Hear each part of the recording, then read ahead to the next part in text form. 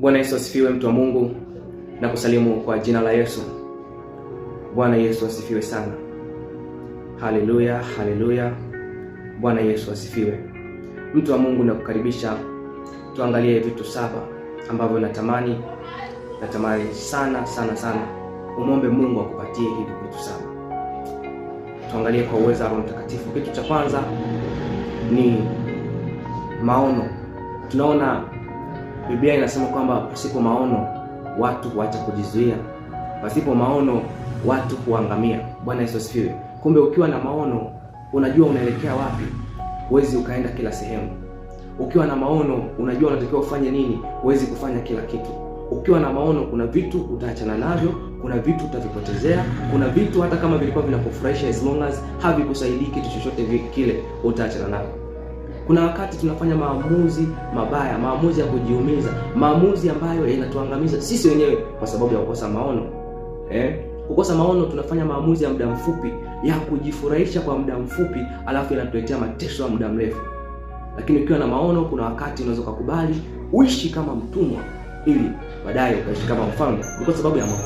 Kwa maono ni kitu cha msingi sana ili dunia isikuumbishe, kwa sababu dunia ina mambo mengi, lakini sio kila kitu ni kwa ajili yako. Kwa hiyo unatakiwa ujue vitu gani ni kwa ajili yako na uishi kwenye hivyo vitu. Kitu cha pili, mtu wa Mungu, ni mikakati.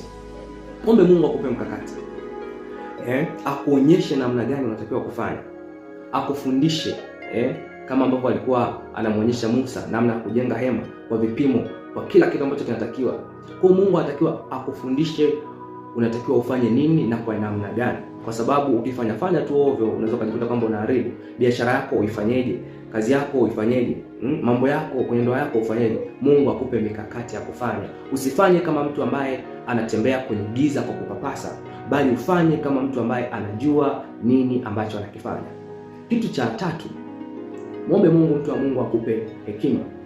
Hekima ni kama kitu ambacho ni kama center, yani niseme ni kama chombo ambacho kinabeba kila kitu. Kila kitu ambacho huwa tunakitamani, hekima huwa inaweza ikakibeba vizuri.